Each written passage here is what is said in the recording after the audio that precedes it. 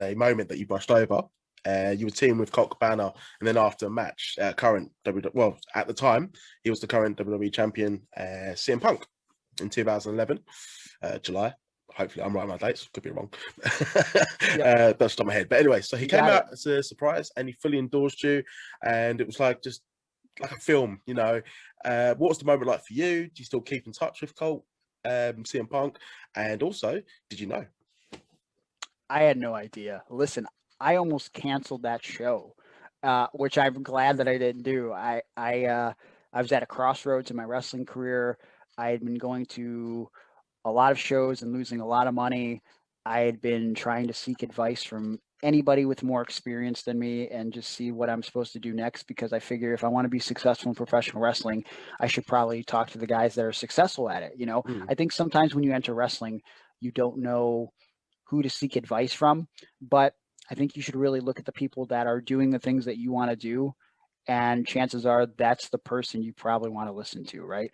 And so one of those guys I'd always go to is Colt Cabana, because I always enjoyed Colt's work in Ring of Honor, and I thought he was a great wrestler. I thought he was a great comedy wrestler, and I would just always ask him to watch my matches and give me feedback and stuff, and he would.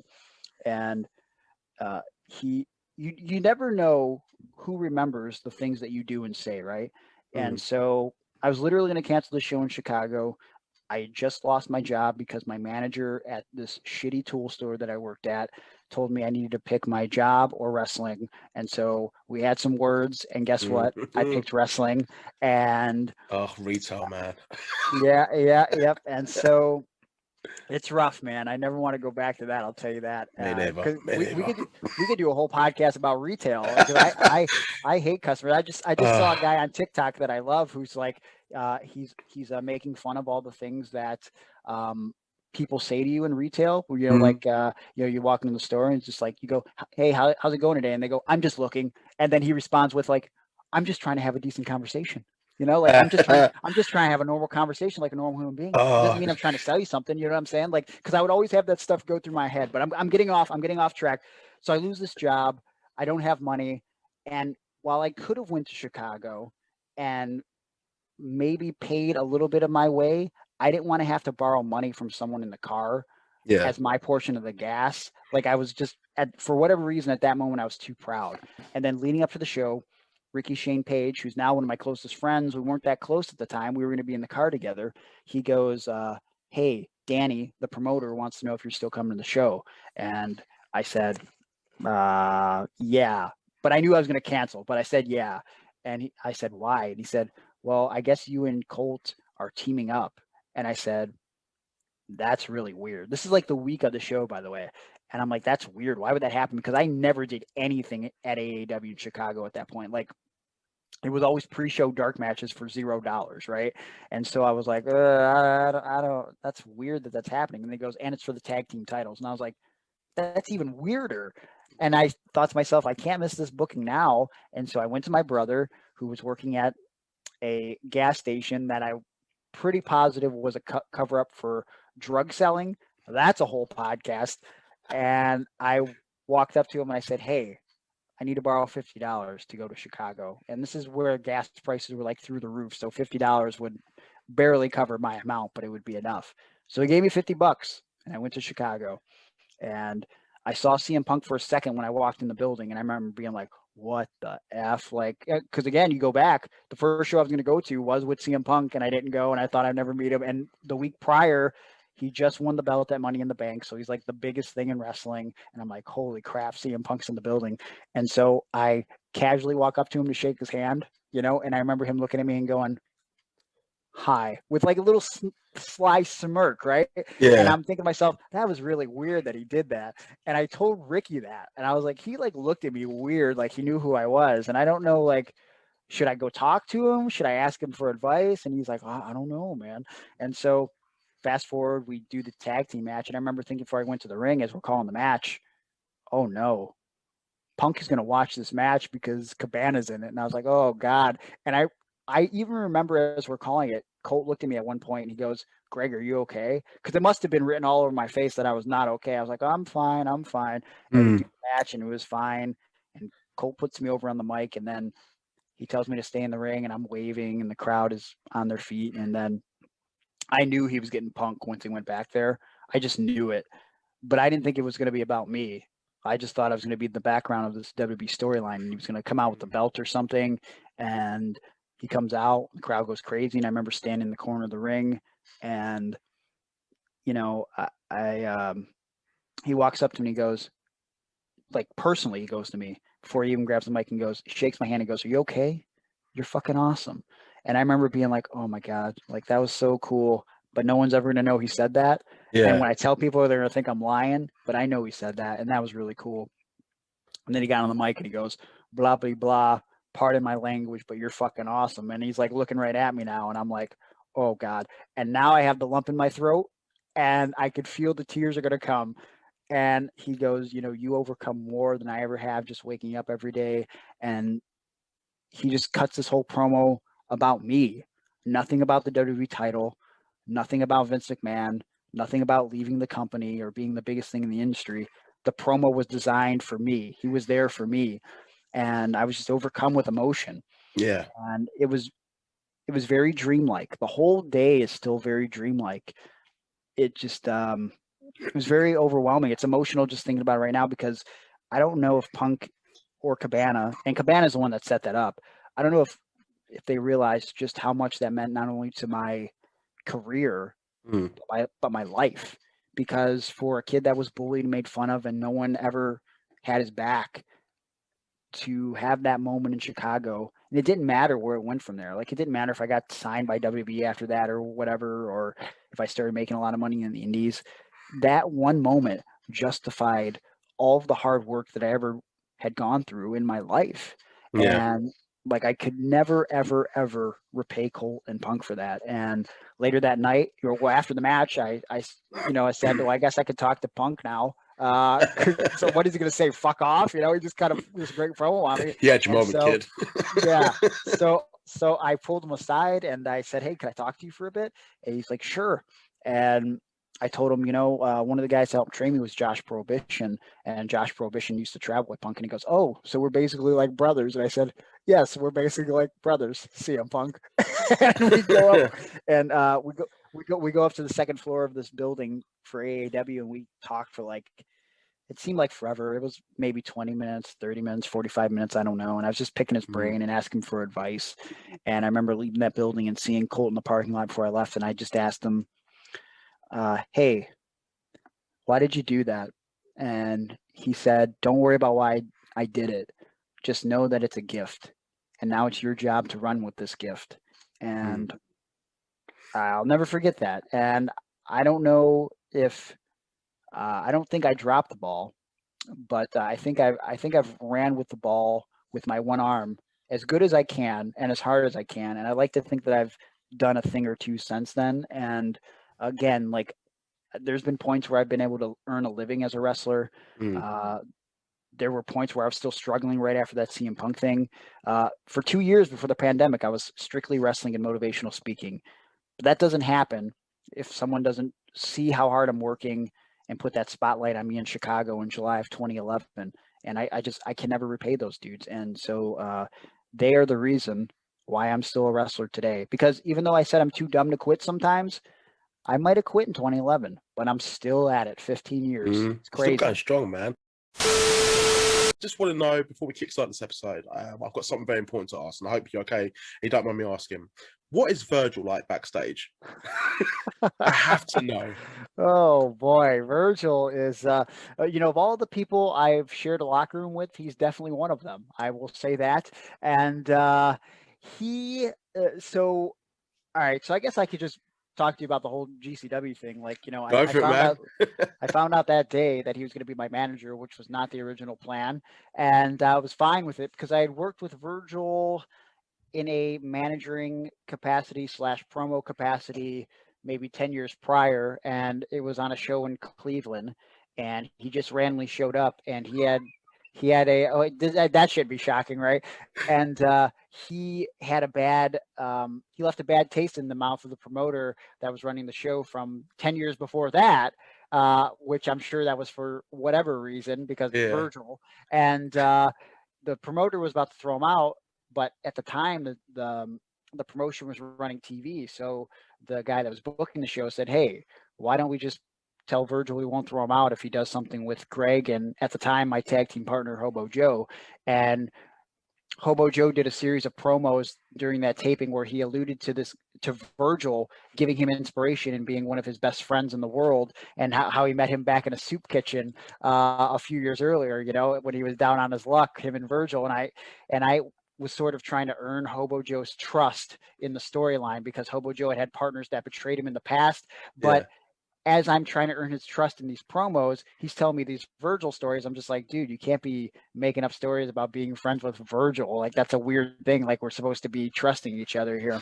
And then it culminates with, of course, me telling Hobo Joe, like, look, I'm done with this Virgil stuff. You keep mentioning him. I know this isn't a real thing. And then Virgil walks into the promo and just, you know, impromptu smacks me on the ass and starts cutting this promo.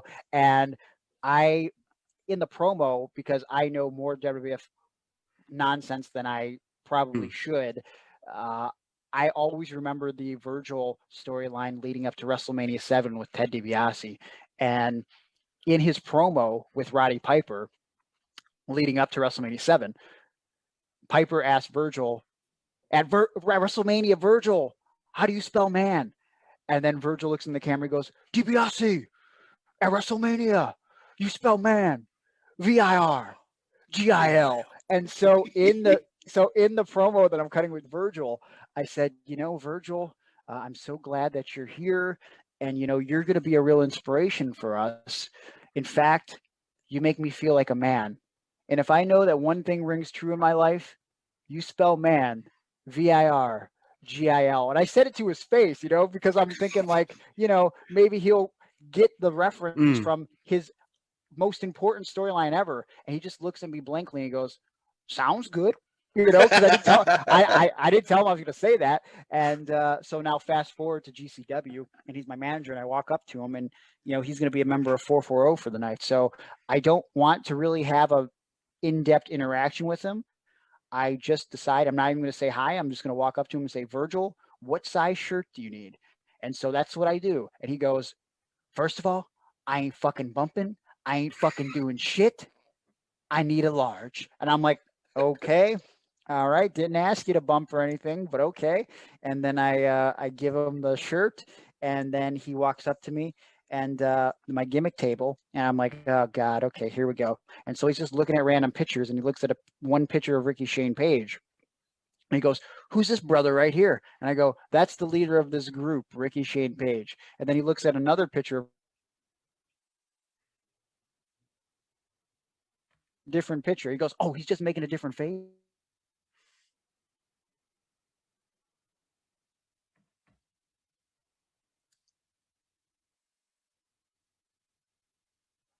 Strikes me as a guy that probably didn't get his COVID shot, or that wouldn't want to get his COVID shot. And so I have to be around him. So I'm just trying to entertain myself, and there's no one else around. So I say, Virgil, did you get your vaccination? And he goes, yeah, got my vaccination on April 1st, second dose. And I go, oh, cool, man. How did it feel?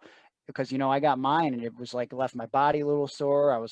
I felt drained. How did you feel? He goes, I felt great. But you know what? When the doctor stuck that needle in my arm, the fucking needle broke off in my arm. And I try not to laugh in his face, but I had no choice but to laugh in his face when he said that. I was like, oh no, Virgil, why? How did the needle break off in yours? Like, I don't know, but I'm lucky they pushed all the stuff into me before the needle broke, and then the doctor had to pull that out of there. And I was like, oh man, that's crazy, man. I can't believe that happened. So to answer your question, Virgil's a nutcase. I love it. I love it. And that is the first Virgil story I've had in this podcast. And I just had to ask someone who's literally been there and seen him be Virgil. So thank you. It's ridiculous. And like, also, again, I'm a wealth of wrestling knowledge. So he just kept saying stuff to me that I knew was not true. Like he was telling people that he has been at 17 WrestleManias. That is not correct. Even if he technically started in the company as a jobber in '87 and was not signed, he left by the end of '94. So like, he was not in 17 WrestleManias. Mathematically, that doesn't make any sense. And then he tried to tell me, because I reminded him I'm from Cleveland, that he once wrestled Rick Martel and did a backflip off the top rope in Cleveland Stadium in front of 70,000 people. That never happened. There was no show in Cleveland Stadium, you liar. Why are you lying to me? I It's don't get so what he dumb. cheers from it. Like I hear him in some of his interviews, and obviously he's sort of had a bit of a rebirth, hasn't he? Really, like the whole fuck money and meat sauce, and I don't know who's running the Instagram account. It's really funny. I think it's the same people might do Iron Sheep anyway, but I'm Yeah. just so fascinated by him. It's just you really do believe this, don't you? That's what makes it even better. Yeah. Well, again, like, and so it's kind of the same thing with Hogan. Like Hogan always tells these tales that could easily be Googled and I like proven wrong. Metallica and stuff. Yeah. So like I do a thing on the podcast, even though I love Hulk Hogan because he was like my childhood hero. I do a thing weekly on my podcast, Iron on Wrestling, where well, I was doing it every week for a while, but believe it or not, I started to run out of lies. I still have them, then I sprinkle in sporadically, but we do the Hulk Hogan lie of the week, where I find an audio clip or a passage from his book and I read it, and then I quickly say the actual thing that happened or play an alternate audio clip of what the real story is. And it's just one of those things where I think these dudes, because they came up in wrestling in a different era in the 80s and 90s where the internet wasn't prevalent, they were able to just make up stories and no one could confirm whether they were true or not. But now we live in an age where, you know, Virgil walks up to me and says he's in 17 WrestleManias. Instead of me just taking him at face value, if I didn't know already off the top of my head, I can go, oh, wait, let me confirm that on my phone, Google, and then I find out in 5 seconds, Virgil, you're a liar, you know? So I think that's where that comes from. But he's undefeated though. He's got that streak. He can always brag about that. But that's one thing he doesn't brag about. Right. Does he even know he's undefeated? Who knows? He doesn't. He doesn't. But I remember asking Gowan after I stopped filming, like, hey, when you get some time, can I like pick your brain a little bit? Because I wrestle with this disability. He goes, yeah, sure. And I remember I pulled him aside and later that day, and I go, hey, blah, blah, blah. This is my story. You inspired me. Like, what should I do to try to get better? He goes, what are you doing right now? And I said, like I come to training and I'm working out and I'm just trying to figure out how to get more bookings and stuff. He's like, well, just keep doing that. And I was like, oh, okay. And then like, and he just kind of walked away. Yeah. And I remember like not really coming to terms with the idea that he was sort of dismissive at the time. Yeah. And then like as the days passed, I was like, he's kind of a dickhead. And then I did another show with him a couple months later. And I was like, again, like a 20-year-old kid, I was experimenting with different facial hair and stuff. So I remember I like shaved my, I couldn't grow a full beard at the time. So I used to do the goatee. And so I decided to shave my goatee and grow my sideburns really long. And then I remember he walks in the locker room and he goes, why do you got those fucking Rico sideburns? And I'm like, he's like, you look like an idiot. And then he just walked away from me. And I remember just being like, I hate this dude. Like, why would he like what a awful man. Two. Yeah. And so some time passes. I don't see Zach for a long time. And then it turns out, like you sort of alluded to, he had a lot of substance abuse issues that I didn't realize when I was dealing with him back in those days. And he ended up going to drug rehab, and he gets out in February. He goes in at February, I think, of 2010. He gets out a couple months later. Whatever the timeline was, I think it was maybe spring of 2010. I end up being his first match out of rehab. It was me and him teaming up against some big fat dude in West Virginia. And it was just one of those things where a lot of promoters would always say, oh, you have a disability? I'd love to team with Zach Gowan. And I remember at first I'd be like, oh yeah, cool. But then after I met him, I was like, cool, I guess. And then, you know, they teamed us up. So I was like, oh, we'll see how this goes. And turns out, you know, he's out of rehab. So he's like it was like meeting a different person. It was like this was actually the first time I met him. And he was so cool. And we do this match. And I remember he was like saying stuff like, you know, maybe we should team together or something, man, but we need like a cool team name, right? As just like a joke. And I remember telling my buddy Joe Dombrowski, who's done a lot of stuff for Ring of Honor and he's doing stuff for AAW in Chicago now. He said, what name do you want me to pitch to you for you and Zach if you were a tag team, as a joke? And I said, oh, we should call ourselves like the handicapped handguns, sort of like the Motor City machine guns, right? And he told Zach, and Zach loved it. And then fast forward, somehow Zach got my number and he called me one day and this is after again, so we don't team up for a long time after that. So this is a year later. I do the thing with CM Punk, which depending on what you want to talk about, we could Yeah, no, probably no, get into that. we will talk about that way. But the Zach Gowan story is pretty interesting. Yeah. So I do the thing with Punk, and my story becomes more prevalent. And all of a sudden, Gowan has my number, and he calls me out of the blue, and he goes, "I want to apologize for mistreating you when I met you, because I did an interview, and I can't remember if it was with Cabana or Dave Lagana or someone, but I did their podcast, and he said, I didn't know that I was such a big influence on you getting into wrestling, and I feel so bad about what I did. And when I heard you talking about that on the podcast, I started crying. And again, Zach is trying to recover his wrestling career at this point still, a year later.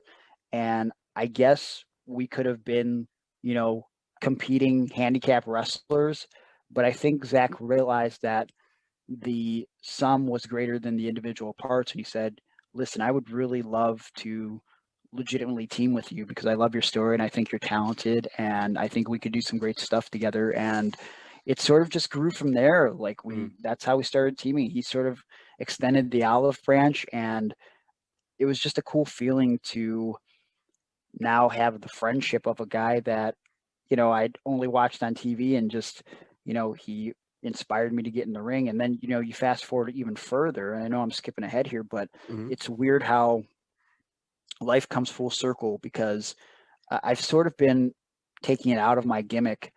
For a long time, I wore handicap symbols on my gear because I thought when I got into wrestling, if I wore handicap symbols, people would know right away. It would be a very distinguishable trait, but also I think I could sort of create some empowerment in the handicap symbol, because I think people look at it and think weakness, and I think it's really a symbol of strength. I think it's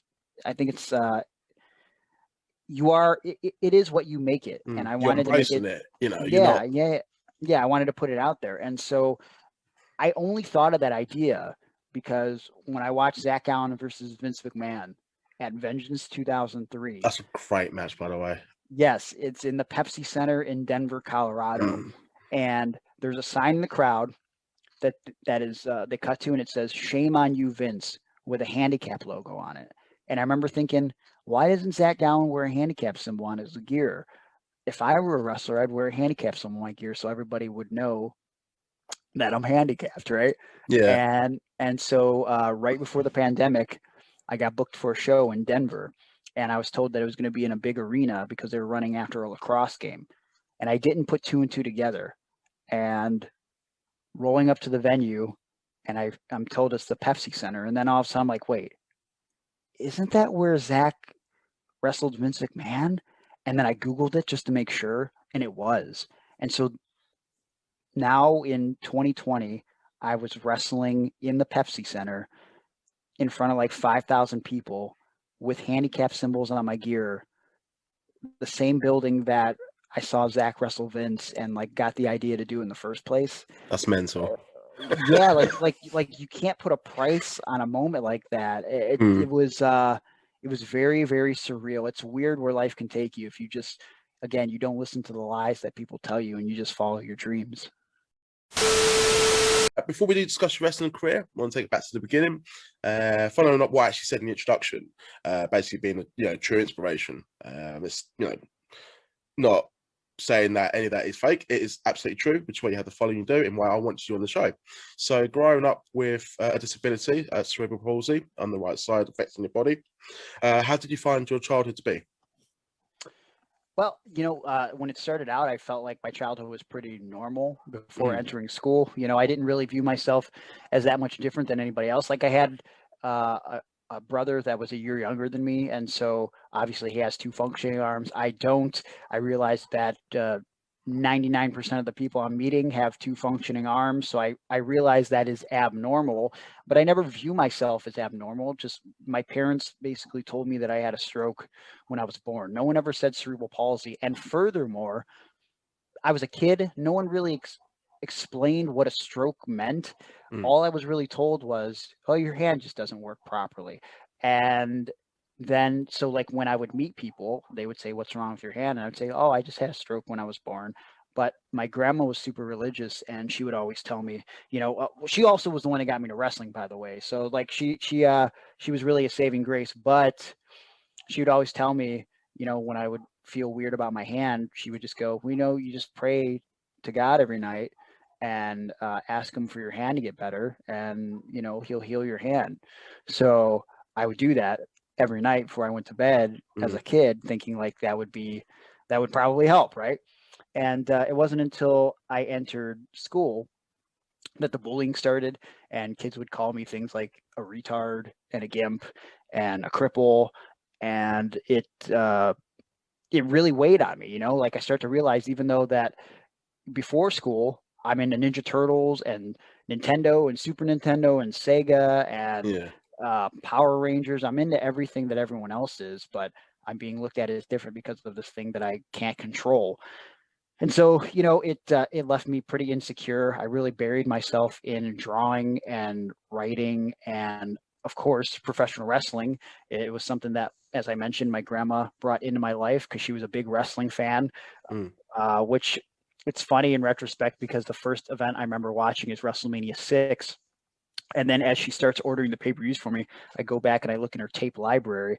And before I'm even born, she has like WrestleMania 1 and 2. And before I'm even watching wrestling, she's got WrestleMania 4 and a Coliseum home video. And she had like a couple episodes of the AWA on ESPN Mm. on tape. And I remember she had Wrestle War 91, and I didn't understand that there was another company outside of the WWF at the time.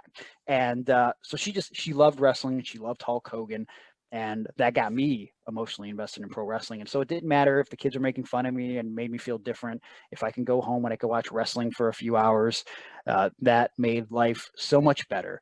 And it wasn't until there was a point in my life, because my parents were always at odds, where my mom was really into drugs, and my dad had his ups and downs with drinking, so that would lead to a lot of verbal and physical abuse between the two of them. Yeah. Led to a lot of abuse on me and my brother, and then later on, I had a third brother that was born. He didn't have to put up with that as much because my parents divorced at that point, but uh, it just led to a broken home, and my mom decided to move us from Cleveland, Ohio, to a little town called Wellington. And when that happened, she got into it with my aunt and uncle who we were moving in with. They called the police. Turns out my mom had a warrant. She got arrested, and we were stuck with my aunt and uncle, who were kind of not in drug abuse, obviously, but they didn't have their shit together as far as paying their bills and everything. So I went from a situation living with my mom where the heat would get cut off in the winter, Mm. and we would have to boil hot water to take baths, and sometimes didn't have electricity, to a situation with my aunt and uncle where they didn't have hot water, so we'd have to boil water to take baths, and sometimes the heat would get turned off, or whatever the case. So it was like the same deal without the drugs, and it was really difficult, and they took wrestling away from me.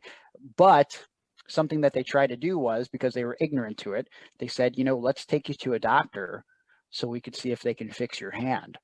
And again, no one has ever said anything other than the word stroke, and no one has explained what a stroke is to me. Yeah. And so I'm about 11 or 12, and I go to the doctor, and my doctor examines me, gives me a physical, and he goes, "Well, you have cerebral palsy, and that's brain damage. So unless we can figure out a way to fix your brain, you're always going to be like this." And I remember being like, "Oh, okay." And then I remember going out to my uncle's truck, and I started sobbing uncontrollably, because it was the first time in my life that I really realized that I'm stuck like this. You know what I mean? Like, it's Yeah. just nothing I do, no amount of prayers are going to make my hand and my arm get better. And so I got really depressed and angry, and I kept more to myself than ever before. And childhood was rough for sure, but at some point, and I don't know when or where, but there just comes a point where you have to look at your situation, and that's what I did in my case. And I go, look, I'm always going to be this way. Mm. Nothing I can do is going to change this disability. So I can either continue to be angry and upset and pissed off at the world, or I can make the best out of the hand I was dealt in life, pun intended, And I don't know, like I just try to be more positive and Yeah, optimistic. But again, when you're a teenager, that's hard, man, it's especially gonna be because like very hard. yeah, you want to like date, and you all on top of a disability, you got acne, and then you're obsessed with wrestling, and that's not Mhm. exactly something that's bringing in the chicks. So it's like it was rough for a little bit there, George. Okay, no, I can. No, thank you for telling me that story as well. I mean, as a story, you sort of had a hell of a childhood.